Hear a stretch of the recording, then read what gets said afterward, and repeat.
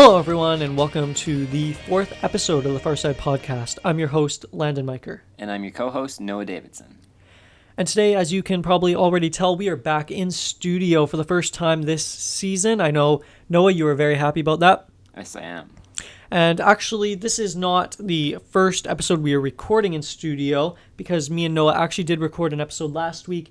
However, it was a hot mess, to say the least, and therefore I did not release it. Noah, you can attest to it. It was a mess. Yeah, in the words of former podcast guest Jake, it was a shit show fresh out of hell. Yeah, there you have it, guys. Just terrible. But today we are back in studio. This will be the first episode releasing, and today we are not alone. Me and Noah are joined by the first guest of Season 2, and you may remember this guest from Season 1. He is an indie filmmaker, a professional VFX and video editor, and a Hawaiian shirt enthusiast. He was also rated second best guest on the first season. Ah, shit. Something doesn't add up. Yeah, it's a tough call there, but welcome back to the podcast, Parker Smith. Woo, Parker! Woo! Nice to have you on again, Parker. Take a seat, and welcome back. Happily. It's a pleasure. Happily take a seat. Yeah.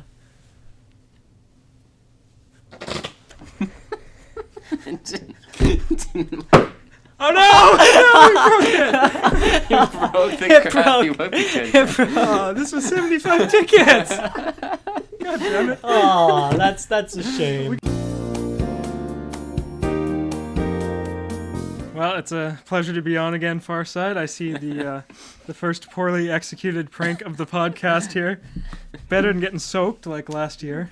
Yes, I mean, I'm sure a lot of viewers who watched the first season will remember when Parker was splashed with water, I think a total of 5 times. A lot of times. And water is a nice way of putting it. It was lemonade. The very first time, that is true, the very first time it was lemonade and Parker was not expecting it. It was not planned. And I hit him with my mug, which was lemonade for that episode. Today it is 7-Up, so I hope you're willing to see some 7-Up come your way. Oh, no. I've got Orange Crush It's a little in more mine, equipment so... here. A little more Noah's equipment. yeah, it might not be as easy this year. Last season we didn't have quite the same setup, so we'll see. All right, so Parker, I see you're into the Hawaiian now. You've brought a nice Hawaiian shirt today. Do you want to explain is this your new obsession? I know last season cycling, last season but you accused me of being addicted to biking. yes, With a very clickbaity title, Parker Smith's new addiction or that's correct. session. Yeah. What can I say? I like the Hawaiians. It's a good summer look. Yes. I'll rock it till it gets cold out, and then back to whatever's warmer. All right. Not much to say, Farside. Not much to say. Okay, well, let's get right into things today, Parker. Last season, we interviewed you about your YouTube channel, Condor Productions, and today we're kind of going to do the same thing. We're going to talk about your YouTube channel, how it's been doing over the past year, and some of the works you've put out, as well as some of the collaborations you've done with other YouTube channels, including Noah's NTD Films. Yeah. All right. Okay. So let's get into it, Parker. I've got the first question here. How is Condor Productions doing, and how do you feel about the channel and its content at the moment? Okay, well, Condor Productions, I don't think it's had an upload in 6 months, maybe more than that. So I'd say it's a pretty dead channel at this point. It's had better days. What can I say? But the collaborations, I've been collaborating with, old DVB and then NTD with some and Cavino. So yeah, that's been happening more than actually making stuff for Condor. Okay, so I have the next question, and that is, you released a big short film back in the fall entitled Cabin Fever. Can you give us an idea of what it was like to work on this film and where the idea came from? Yes. So Cabin Fever, that's probably the best thing I have on my channel, I guess. I don't know. I do have nostalgia for some stuff on there, like Murder on the High Seas would be my most nostalgic pick. But Cabin Fever is it's my first venture into VFX, I guess, really. And yeah, we shot it all out at Winnipeg Beach last year because we went there for a week on a family vacation. And yeah, it was in editing for a long time. It finally came out, and Cabin Fever is. Well, where'd the idea come from? Okay. Idea. It was a poorly thrown together idea that I think I wrote in about 2 days, just so we could have something to film while we were at this cabin. There was supposed to be a behind-the-scenes making of Cabin Fever video come out a long time ago. Maybe it'll come out sometime now. It's in the Condor vaults. I got everything. Very got exciting. everything shot. Yeah, I just have to finish editing it, which it's probably like a half an hour at this point. So I open it up, and then Premiere just barfs all over me and doesn't let me edit anything. So that'll be in production for a long time still. And I heard that when you released this film, you actually re-released it several months later, and I heard that you watched it yourself over and over again to inflate your views to look more popular. Me. Is this true, these allegations? It's true. I did re-release because the first time I released it, I watched it back a few months later, and I realized I didn't have cross dissolves in between scenes, which looked terrible. I noticed a ton of audio issues, and a lot of the VFX were pretty bad, so I updated a bunch of them. So I did re-upload that, and to get it back to its #1 spot on the channel, so that when people go to the channel and they don't watch Murder on the High Seas as the top one, because if you watch that, you're out of there within 30 seconds. Once you get in, you hear the deafening wind noise. Yeah, so it's true. I did conflate its views to bring it back up to the #1 spot on the channel, but I did not go past what the original number of views were. So I think it's morally all right. Okay, Parker. So we're going to talk about a little bit of a different video on your channel. You probably wouldn't consider this to be necessarily your highest quality video, but maybe one of your more entertaining and strange videos. And this is Cop Duck. Oh. And Cop Duck has actually become very popular. And can you tell us a little bit about Cop Duck and why you think it's gotten such a large response? Yes, well, Cop Duck. So that was, I think me and my brother filmed that in about 2 hours with no plan at all. We just had this duck that was in a cop uniform. So, I mean, what do you do when you're bored for a day besides make Cop Duck? So the story follows Cop Duck trying to get a badge back for this kid after I steal it. And then we go on this detour to go harass my grandma in the sunroom, who was unfortunate enough to be sitting there at the wrong time and made it into the film. So yeah, it was a poorly rushed together. Whatever we thought was funny at the time made it in, and yeah, my grandma was in the wrong place. But she has the standout scenes, I'd say. She's got all the funniest lines and everything. And then as for the fan base, for some reason, this terrible movie that I thought would only be entertaining to me and my little brother has a very devoted fan base. And I'd say on a weekly basis, maybe even more, I'm hearing people quote, "Is that a talking duck? Is that duck talking?" And is that a talking duck? Is that duck talking? Oh, what are the other good lines from there? Well, I think that's the peak of Cop Duck quotes. So would you say in a way certain lines and parts of Cop Duck have kind of become a meme almost? Yes, I'd say it's a very contained meme. Maybe 3 or 4 people find it funny, which is a few more than I thought would ever find it funny. So I think we're moving up in the world. Very nice. Okay, so my next question is, this spring you released another very short film called The Thaw. What is the message behind this film? Oh no, you're grilling me here, NTD. You're grilling me, because that's just a lot of BS, I'd say, The Thaw. It's got some nice shots. It's got some sound design that I think is pretty good. But as for meaning, I wouldn't go looking too far. It was supposed to be some sort of COVID message, which was in line with the film class I was making this for, a film class at the University of Winnipeg. But then that message was not translated well at all, so it does not come through. And I think the overwhelming response was the orange juice, which turns green at the end, was actually poisoning the kid, and he was hallucinating these people outside. So we'll just go with that, well, instead of my poorly hacked together COVID message. Okay, well, Parker, you mentioned earlier some of your collaborations you've done in the past year, and I want to talk about your more recent collaboration with Mr DVB. and that is Girl of Your Dreams, which released, I think, back in March, I want to say, or early April, end of March. Was it around that time? Yeah, it was around that time, sort of winter. Yeah, so Parker, what was it like to work on this project with Mr. DVB, and how many hours went into it? How many hours? Well, it was great working on this with Mr. DVB. I'd say collectively between the both of us, it's the best thing we've made.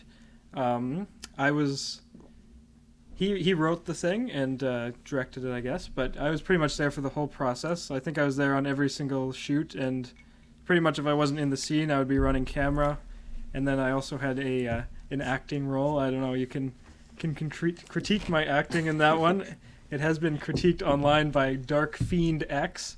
I'm calling out this YouTuber right now. I watched that review, actually, Parker. Oh, yeah. I have seen that review, and he critiqued, I think, yours and Brooks. Am I right about that? You and Brooke both got tagged. They said, we put no effort into our characters at all. It was really hard to watch. But then he even went after Dawson, saying he was somewhat decent and cringy, and that sometimes he was great. So you can't really take this guy's opinion too seriously. So there you have it. Condor might be starting beef with this channel. Dark Fiend X. If you're watching the Farside Podcast, well, first off, you should be doing something better with your life, because who is watching the Farside Podcast? no setting up my way. Get splashed. But back to Girl of Your Dreams. So it took us 5 shoot days, I believe, and I'd probably show up to Dawson's house at like 12 and then be there till like 12 at night or like 3 or something. So we did a lot of really long days shooting Girl of Your Dreams. But it's a stretch to say that we were filming that whole time. It was mostly like film a few hours here, go to the basement, fuck around for a bit, and then come back. Am I allowed to swear on the Farside Podcast? Oh, yeah, you okay. Can. Yeah. Have you not seen the Jake episode? Oh, the Jake episode. How could I forget? I think, Shit show, fresh out of hell. Exactly. Yeah, swearing is, it's all right. That's right. Okay. I keep losing my train of thought. I don't know. I like Girl of Your Dreams. Girl of Your Dreams is pretty good. I've seen the behind the scenes. The behind the scenes is probably my favorite. I've seen it a good 7 times or so. The behind the scenes is the behind the scenes is great. I've probably seen the behind the scenes more than I've actually watched Girl of Your Dreams, but the film, I think the film is great. I think quality wise it is the best film in my opinion that any of us have made at this moment. Story wise, I thought the story was good. Didn't think the story was great, but quality wise I thought I guess there's my review if you want. Not that anyone asked for it, but I think that story was all right, but I really think quality wise that was a really, really well done film. Yeah, I was especially the bathroom scene. I think me and Doss were both really happy with how that turned out. If you know, definitely my favorite scene. That's definitely the best scene in the film. My favorite for sure. We got the scar wax, and we were supposed to do Doss was supposed to do a director's commentary at some point, but I don't think any of this is released. How we shot that scene twice, and the first time we accidentally used nail glue, which turned out to be very sticky and it helped lead to the destruction of DVB's sink, and and his hand was pretty well stuck together for a good few days. But the second time we shot it turned out very well, and fake blood, prosthetics, all that was great. The third act does take a bit of a dive when the tube continuity and the Dawson talking to himself, but that's mostly because it was a massive snowstorm outside when we tried to shoot all these living prairie scenes, so they were very rushed. All right. So that's my meandering answer about Girl of Your Dreams, which may have said something about the film in there. I'm not quite sure. Yeah, and by the way, guys, if you're watching this podcast and you have not seen Girl of Your Dreams yet, I suggest you go check it out. It's up on Mr. DVB's channel, and it's a great short film as we've discussed. So go check it out. Okay, so my next question has to do with a not so great short film, and that is Sleep No More, which Sleep No More is not great. But the question I have for you is, obviously you were a part of that. Why did you choose to play Saytan? Okay, first off, I would just like to preface any Sleep No More discussion by saying I was simply the acting talent. I had no control over the locations. All the set design was done by Mr. Noah Davidson. I don't think it says that in the credits. Noah Thomas Davidson of NTD Films. All the set design was done by him, and I simply showed up to the location. I am not liable for anything in that video. Parker, do you remember why you ended up having to play Saytan? Someone might have dropped out of the role last minute. There was a micro dropout of the role, Mr. Host of the Farside Podcast here, for questionable set design. I've been slandered in the expose saying that I knew about this set design prior to arriving. I did not until I arrived. It's true. I shared the photo. That's why I dropped out. Yeah, he shared the photo to our certain I didn't know group about chat. this photo because I feel like I would. You might not have seen it, but it was on the desk because I saw it, and that's immediately why I dropped out. God. I was already worried about the role because I can't remember why, but I didn't really want to play the role to begin with because I suck at acting. But then I saw that, and I was just kind of like, yeah, I think my reputation does not need to take that kind of a hit. Luckily, Sleep No More is a low tier. Nobody watch Sleep No More. Just watch the original one. I'm planning on re-editing it to make it look better. So far, NTD has milked this for the behind-the-scenes video, the blooper video, director's commentary, and the main video. And there's going to be probably a release. This is getting absurd. This is absurd. But yeah, if you watch the behind-the-scenes, you can see me, Parker Smith of Condor Productions, adamantly opposed to the set design. I am being forced to sit in the set. I don't think anyone is forcing you to do anything. Well, you can see when they're trying to take social media pictures. I'm trying to stash away these. I don't think you can actually see that in any of that behind the scenes. Some questionable props for sure. If you want further proof that this production was a mess, you just got to look at the Sajak spin. That was actually the next part of my question. All over Noah's floor. How would you like to defend yourself for the candle incident? Yeah, what do you have to say for yourself there? Okay, well, I believe the expose leaves some facts out. It says there. We're getting into the expose right away. 3 spins.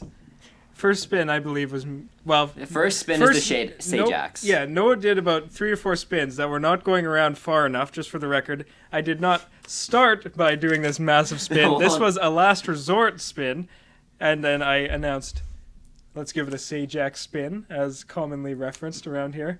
And then there were 4 candles that tumbled around the room, spilling hot wax all over and Mr. unfortunately, NTD's floor. behind-the-scenes operator Landon was not filming at the time. Landon completely That was like the 2 minutes. I have like the camera on because most of that behind-the-scenes video is all the stuff we shot on the main floor in your dining room. And I turned off the camera for 2 minutes, and that's when the candles went everywhere.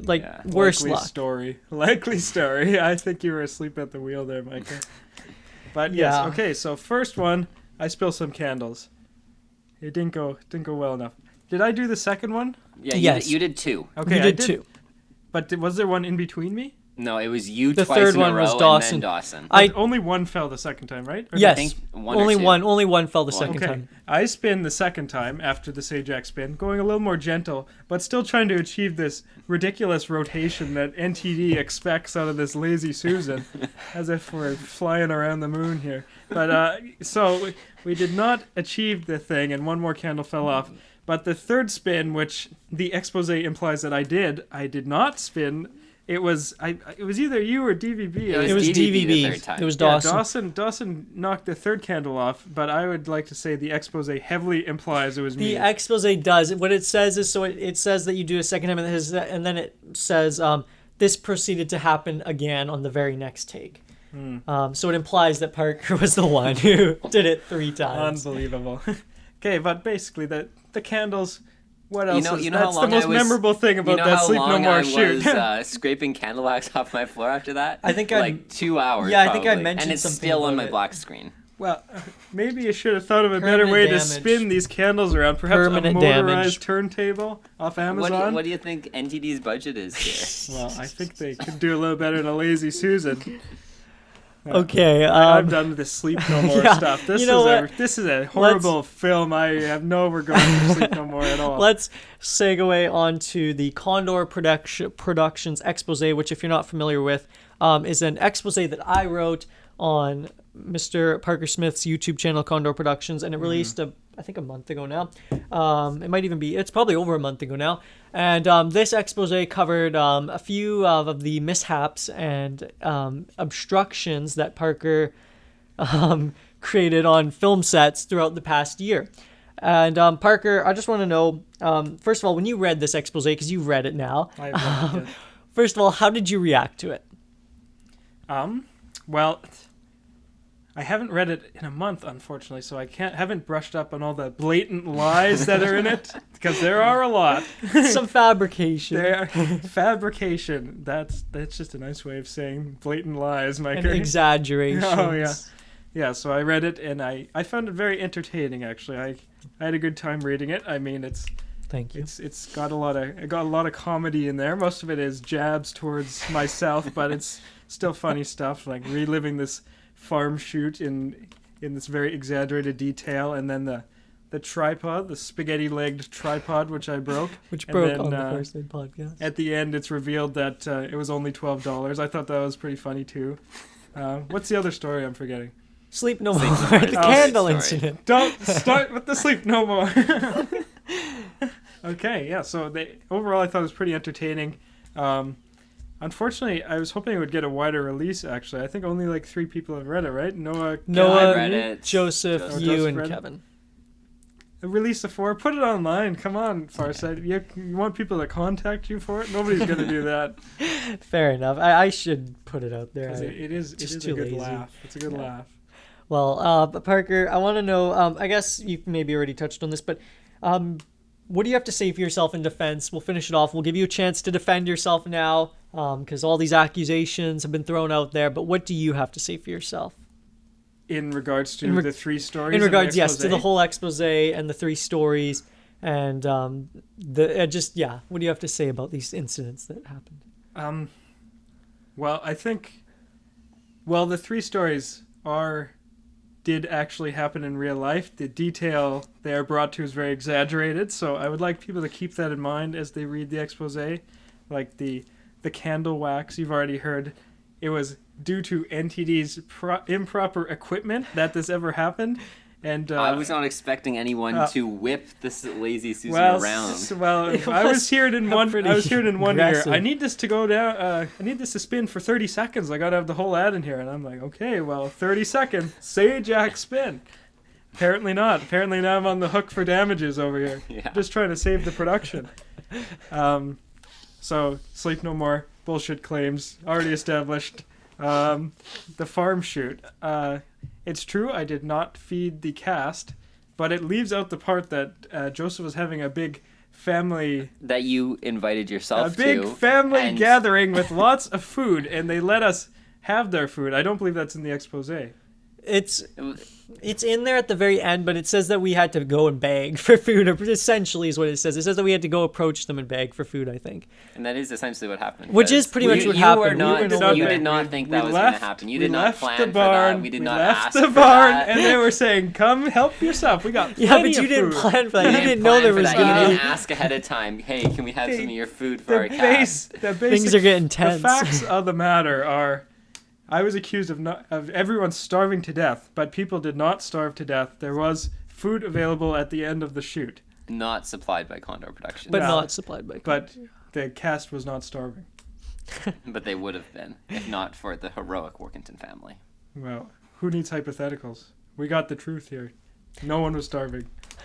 All right, so Parker, we didn't really get into this too much, but you actually broke my tripod, my $12 tripod, which I'm still mad at you about, and I'm actually now trying to get you to pay for a $60 tripod, which I'm using on that camera right there. So when are you going to pay up for the tripod here, Parker? I think this is an absurd claim. I think that thing was pretty well already 5 feet in the grave when I came over the Farside Podcast here.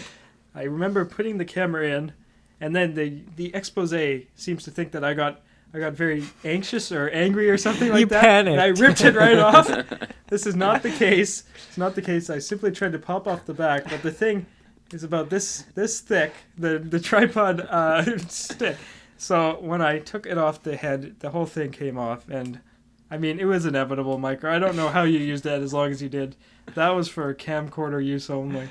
Yeah, it lived to see some pretty good days until Parker decapitated it. Okay. Yeah, well. Okay, well, Parker, it's great to find out more information about your YouTube channel. And just quickly, do you want to maybe plug your YouTube channel for viewers? I know you're very active on uploading on there. There's lots of great stuff uploading very regularly. So maybe you could do a little plug and then... Well, if you want to go watch this backlog of videos, because there probably isn't anything new for a long time. If you'd like to watch a video from 6 months ago, I think, is the Thaw. You can go check that out on Condor Productions on YouTube. It's the one that has the profile picture of the guy that looks like a... What do you call me in the expose? Like like a sympathetic look, maybe. Oh, a humbled, sympathetic look. Yes, the profile picture. It's the profile picture that has the humbled, sympathetic look of red and blue. I go into great detail describing the profile picture. Oh, and I also think it is funny. Just final thought on the expose. My favorite part probably is the first Farside podcast was improperly white balanced, and the editor could have easily fixed it, and he did fix it for about half the podcast, but not the rest. And then he has the nerve to call me a poorly spray tanned porn star in the expose for my appearance in that podcast, which the white balance was not fixed by the editor. Well, I can't deny that one, Parker. I'm on the hook for that. All right, so it's great to learn more about your YouTube channel, Parker. Don't go away, guys. We're going to cut to an ad break here, but when we get back, me, Parker, and Noah are going to be discussing an upcoming short film from Noah's YouTube channel, NTD Films. So don't go away and enjoy these ads. Attention, listener. Are you a big fan of the Farside Podcast and interested in being featured on an episode of the podcast as a guest? Farside Films, in cooperation with the Farside Podcast, in partnership with Abigator Energy Drinks, a drink with benefits, and Sleep No More, Devil's Drugs, feel as though you've slept a full 8 hours without ever having to close your eyes, is merging to form one magnificent quartet and creating one awesome opportunity for you to be a guest on this show. That's right, and all you have to do is apply by contacting us on Instagram at Farside Films, or reaching out to us in the comment section of this video. From there, we'll send you an application form asking precisely only 47 completely personal and intrusive questions, which are totally invading your privacy and irrelevant to the subject matter. So, this is your chance to be a guest on the Farside Podcast. Don't let it fall over. Or splash in your face. Or backwash on yourself. Now, you're probably wondering what the guest experience is like here on the Farside Podcast. Obviously, I can go on and on about how well we treat our guests, how much we do for them, the fun they have, and the amazing lifelong memories they leave here with. But me telling you isn't going to do enough justice. So who better to tell you than a guest themselves? Here is one of last season's guests, Parker Smith, reliving his experience on the Farside Podcast. Fuck the Farside Podcast. Get soaked 4 times in one shoot. Was that 4 or 5? Parker, what would you say to future guests who are thinking of coming onto the show? Future guests? Well, I'd say, get out while you still can. It's a fucking shit show. Such beautiful remarks. And what a personal, life-altering experience. It always brings tears to my eyes. What about you, Landon? Landon? I don't know where Landon went, but I'm still here, shitters. And let me just wrap this up by saying, don't be a pussy, apply today.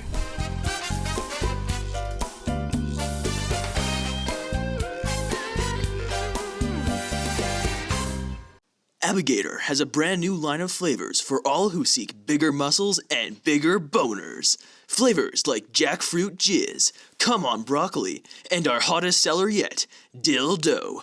Now that's enough flavors for you to feel ripped both at the gym and in bed. And wait, it gets even better. If you order online within the next hour, we'll give you a second bottle half price off. Wow, that's a big deal. Yes, but not as big as the boners you'll receive from this amazing product. So, come one and come all and try out our new line of flavors today. Abigator Sex and Sports Energy Drinks fuels your bones and boners.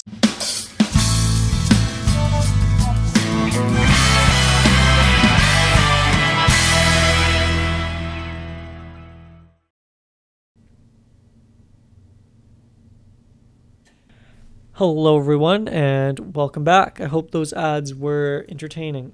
Alright, so on to the second topic of today's episode. We're going to be talking about Noah's, or NTD Films' upcoming short film entitled Change. And this is a short film I know Noah's been working on for a couple of months now. He was writing it. We wrapped production, I want to say, about 2 weeks ago. And now he's in the editing process and it's soon to be released. So Noah, I'm just going to ask you here, can you briefly summarize Change for our listeners and just tell them what it's kind of about? Okay, so I've been asked to do this so many times now, I should have an actual answer, but I don't have an actual good answer for this. But the SparkNotes version here is there's a group of friends that is played by all of us with our same names, and they travel to past points in their lives, including their high school, middle school, and elementary school on the day of their high school graduation, and kind of reminisce on the good old days and some memories they have, and talk about the future. And yeah, it's kind of I guess you would consider it to be a hopeful drama. Coming of age, maybe? Yeah, coming of age. Hopeful drama. Wow, that's Coming of age drama, maybe. Yeah, coming of age. Yeah. Yeah, and Parker Smith is also featured in this film. So yeah, stars Landon Miker. So you guys are going to want to check that out for that top-notch acting skill. Oh, yeah, the acting is definitely very impressive. So, NTD, I've been upgraded from guest to now co-host over that commercial break. So, is it true there are aspects of this film that are based on real life, like the real people, places, and events? Yes, that is true. So obviously, like I think I said that before, that we're all playing basically ourselves. Like, it's obviously not exactly ourselves. They are still characters with written lines, but everyone except for one person plays themselves. And yeah, so people are based on real people. Places are based on real places. Names are changed and stuff, obviously. But so yeah, there's several different events. Some are made up, some are based on real life. I know that there's one event that Landon loves to talk about that did make it into the script, one that Parker hates, and was very sad to hear was in the film. But yeah, most of the events are, well, not most events, some of the events are based on real life, with a nice mix of fiction as well. Beautiful. What you got? Apologies. Viewers are probably like, what's in the mug? I already said it's 7-Up. So they're not wondering what's in the mug then. Okay, back on the topic of today's episode. So Noah, with every short film, it brings its challenges. What were some of the biggest challenges with change? The biggest challenge was, well, first off, it was working around COVID restrictions, because when we first started shooting this film, actually, we were only allowed 5 people on set, and the script demanded at least 6 people if we wanted someone to shoot.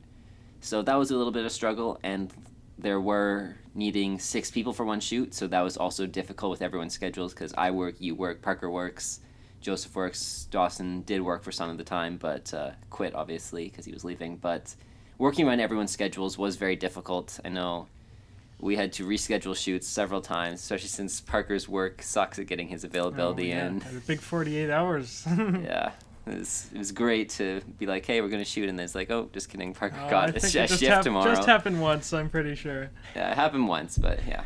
And another issue is audio, because since the whole thing was filmed outside, there's a lot of wind noise. We did try to reduce that as much as possible, but in editing, I've still noticed a lot of issues with that. So trying to fix that has also been an issue. Okay. So what would you say your inspiration is for the film?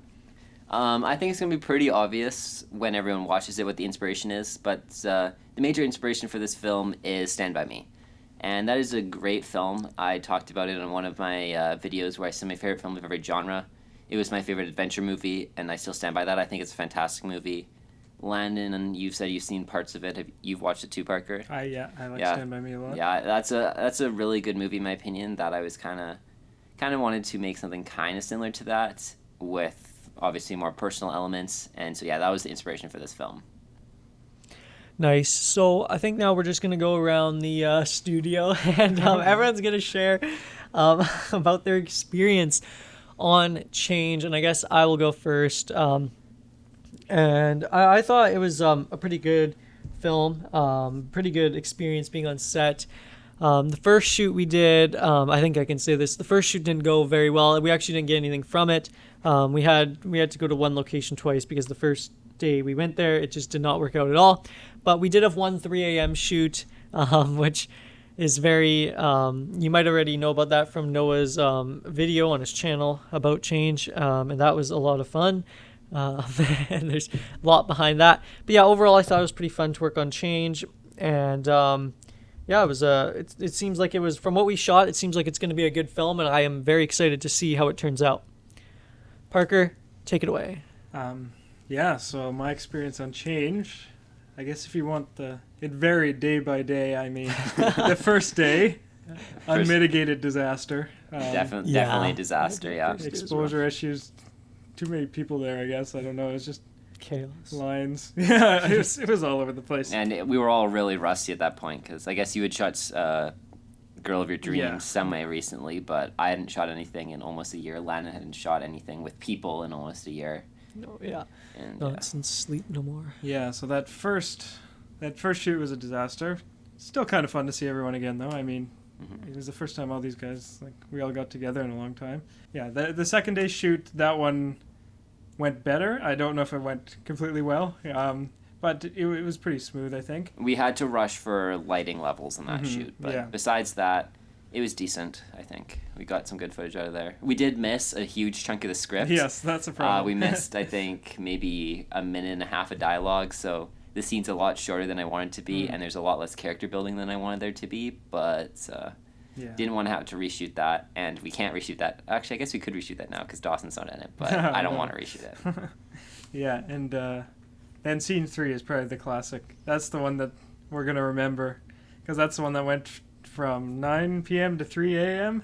Yeah, that shoot where we got 3 full scene shots, and that's, in my opinion, the best part of the film. I think, Landon, you said you agree. Parker, I don't think you've seen what it's looked like yet. I might have seen it. I don't know if you sent it over or not, but I think I remember filming most of those shots, and it was looking quality wise, it's definitely strongest, and even emotionally, I would say the emotional, the emotions. Wow, the strongest emotion of the film is in those scenes. Yeah, definitely. What was the genre?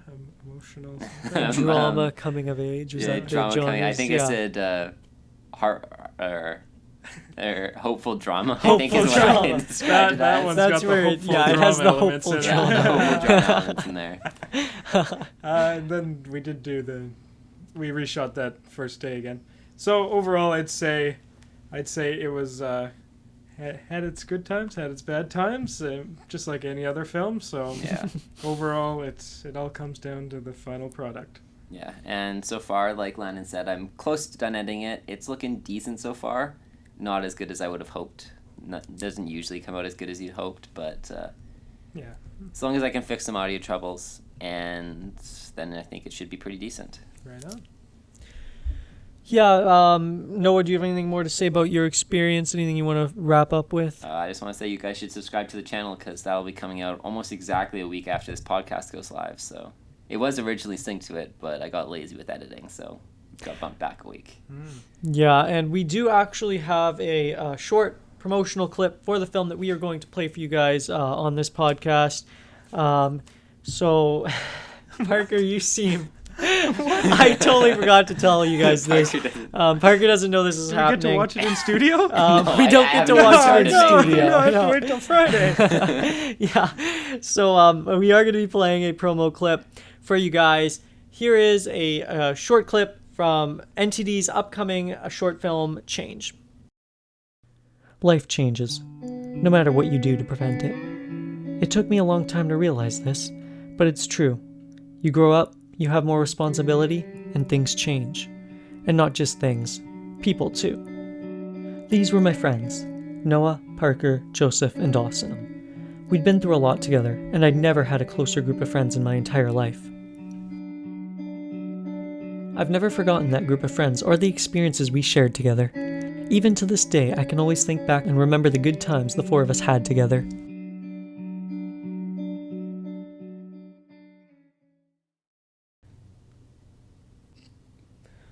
Wonderful job, everyone. Would you say this is a good film? No. Parker says no. Dear. Noah, what is this? I don't know what Parker's problem He's is. dissing a film that hasn't even It's not even released. come out. I remember we were hanging out the other day, and he's called it Change the Poor Man's Stand By Me, and Oh, that's pretty good. Poor Man's Stand watching By Me. Change is worse than getting head lice. Like, The people on, have guys. spoken. I don't know. I'm just speaking for the people. From that ceiling clip I just saw, I mean... Yikes. All right. Well, you know what, Parker? I think this is going to wrap up today's episode. Thank you very much for coming on. It's always a pleasure to have you on here as a guest. I know our audience enjoys it as well.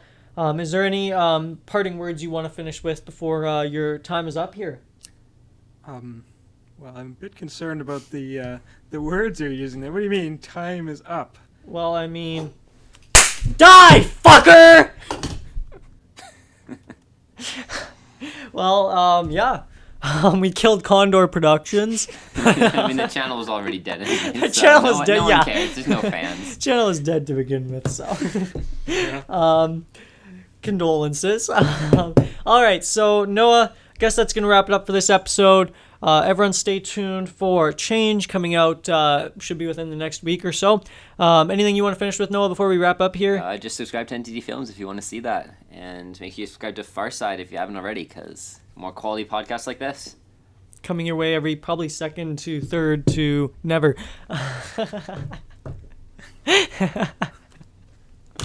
All right, everyone. Thank you very much for tuning in and sticking with us here in this 4th episode of the Farside Podcast. I am your host, Landon Miker, and I am signing...